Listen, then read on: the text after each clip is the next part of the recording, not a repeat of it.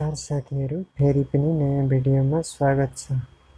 आज म हजुरहरुलाई ट्युबडी मोबाइलमा युज गर्ने अनि यसबाट के कुरा सिक्न पाइन्छ अनि ट्युबडी कसरी चलाउने कुराहरु सकेसम्म पुरा सिकाउने कोसिस गर्नेछु। भिडियोलाई अन्तिमसम्म हेर्नुहोला। च्यानलमा नयाँ हुनुहुन्छ भने च्यानललाई सब्स्क्राइब गरेर जोडिनु होला। सबैभन्दा पहिला हजुरहरुले ट्युबडी एप्लिकेसन गुगल प्ले स्टोरबाट इन्स्टल गर्नुपर्ने हुन्छ अनि ट्युबडीलाई आफ्नो जुन जीमेल आइडीबाट युट्युब च्यानल छ त्यसबाट नै लिंक गर्नुपर्ने हुन्छ। हजुरले ट्युबडी एप्लिकेसनलाई यसरी अन गर्नुहोस्। यसरी त्यसपछि हजुरहरुले देख्न सक्नुहुन्छ यहाँ अल रिसेन्ट भिडियो। हजुरको च्यानलमा जति पनि भिडियोहरु छन् यहाँ यसरी हजुरले सबै भिडियोहरु यसरी देख्न सक्नुहुन्छ। त्यसपछि हजुरले यहाँ भिडियोमा कति लाइक आएको छ, कति कमेन्ट आएको छ, यसरी यहाँ हजुरले सबै कुरा देख्न सक्नुहुन्छ। यसरी अनि यसरी भिडियोमा क्लिक गर्नुभयो भने हजुरले देख्न सक्नुहुन्छ हजुरको थम्बनेल एचडी छ कि छैन यसरी देख्न सक्नुहुन्छ। Add tag to your title, यसरी टाइटल यसरी लागेको छ कि छैन यसरी चेक गर्न सक्नुहुन्छ। यदि लागेको छ भने हजुरले यहाँ देख्न सक्नुहुन्छ टिकको अप्सन आएको छ। एड ट्यागहरु डिस्क्रिप्सनमा पनि ट्याग लाउनु भयो भने यसरी टिक लागेको देख्नुहुन्छ। यसरी टाइटल लेन्थहरु राम्रो छ भने यहाँ पनि टिक लागेको देख्न सक्नुहुन्छ। ट्याग लेन्थ यसरी देख्न सक्नुहुन्छ। एड क्याप्सन, एड कार्ड यसरी लगाउनु भयो भने यसरी हजुरले आफ्नो भिडियोको एसइओ गर्न सक्नुहुन्छ। त्यसपछि हजुरले यहाँ देख्न सक्नुहुन्छ पेन्सिलको आइकनमा खोलेर देखाउँदैछ हजुरलाई।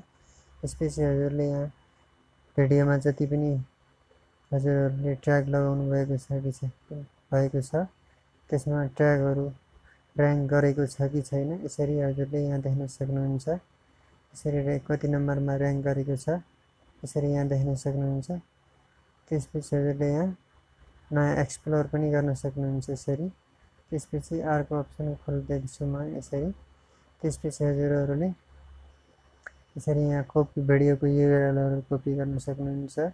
त्यसपछि भिडियो टाइटलको कपी गर्न सक्नुहुन्छ। त्यसपछि कपी भिडियो ट्याग्सहरु पनि यसरी कपी गर्न सक्नुहुन्छ।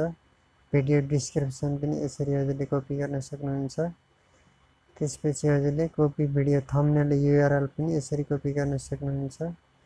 सेभ भिडियो थम्बनेल इमेजहरुलाई पनि यसरी हजुरले कपी गरेर हजुरले आफ्नो मोबाइलमा सेभ गर्न सक्नुहुन्छ। त्यसपछि यहाँ म अर्को अप्सन खोलेर देखाउँदैछु। हजुरले यहाँ देख्न सक्नुहुन्छ हजुरको भिडियोमा कति भ्यू आएको छ अनि कति कमेन्ट आएको छ यहाँ यसरी हजुरले यहाँबाट देख्न सक्नुहुन्छ।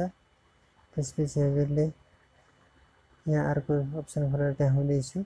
यसमा क्लिक गर्नुहोस्। यसरी हजुरको भिडियोहरुमा जति पनि कमेन्ट आएको छ यहाँबाट सबै कमेन्टहरु खोलेर देख्न सक्नुहुन्छ अनि कमेन्टको रिप्लाई पनि गर्न सक्नुहुन्छ। यसरी हजुरले कमेन्ट पढ्न सक्नुहुन्छ।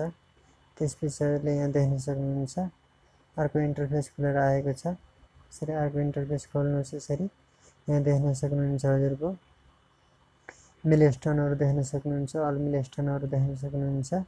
त्यसपछि यहाँ देख्न सक्नुहुन्छ 3000 भ्यू मिलस्टोन यसरी खोल्नु भयो भने हजुरले यसरी हजुरको च्यानलको मिलस्टोनहरु यसरी देख्न सक्नुहुन्छ। यहाँ देख्न सक्नुहुन्छ 3000 भ्यूमा ट्युबडीले यसरी मिलस्टोन फोटो गराएर पठाएको छ। यसलाई सेभ टु फोटो यसरी सेभ गरेर पनि हजुरले आफ्नो फोन अथवा मेमोरीमा यसरी सेभ गर्न सक्नुहुन्छ। त्यसपछि हजुरले शेयर पनि गर्न सक्नुहुन्छ यसरी। त्यसपछि हजुरले यहाँ देख्न सक्नुहुन्छ कति भिडियोमा अपलोड 25 अपलोडमा यहाँ मिलस्टोन मिलेको छ। यसरी पनि हजुरले यसरी भिडियो अपलोड गरेको अनि भ्युजहरुको यसरी मिलस्टोनको फोटोहरु यसरी देख्न सक्नुहुन्छ। त्यसपछि यसरी सेभ गरेर पनि राख्न सक्नुहुन्छ। त्यसपछि हजुरलाई म अर्को इन्टरफेस खोलेर देखाउँदैछु। यहाँ यसरी अर्को इन्टरफेस खोल्नुहोस्। यसको खासै काम छैन, यसलाई त्यति छोडिदिनुहोस् यसरी। त्यसपछि यहाँ लास्टमा देख्न सक्नुहुन्छ ट्यागहरुलाई एक्सप्लोर गर्न सक्नुहुन्छ। टपिक प्लानर यसरी देख्न सक्नुहुन्छ। यहाँ क्यानन क्यान्डिडेट रिस्पोन्सेस यसरी देख्न सक्नुहुन्छ। ट्याग लिस्टहरू देख्न सक्नुहुन्छ। यहाँबाट कम्युनिटी देख्न सक्नुहुन्छ। आवर च्यानल चाहिँ फिडब्याक अपग्रेड चाहिँ यहाँबाट साइन आउट पनि गर्न सक्नुहुन्छ। यसरी नै हजुरले ट्युबडी एप्लिकेसनलाई हजुरले युज गरेर हजुरले आफ्नो युट्युब च्यानलका भिडियोहरूको एसइओ गर्न सक्नुहुन्छ। र एसइओ कस्तो छ, राम्रो छ या छैन, यसरी ट्युबडीबाट हजुरले चेक गर्न सक्नुहुन्छ। हजुरहरूलाई ट्युबडीको बारेमा जानकारी कस्तो लाग्यो कृपया लाइक, कमेन्ट अनि सेयर गर्नुहोला। च्यानलमा नयाँ हुनुहुन्छ भने च्यानललाई सब्सक्राइब गरेर जोडिनु होला।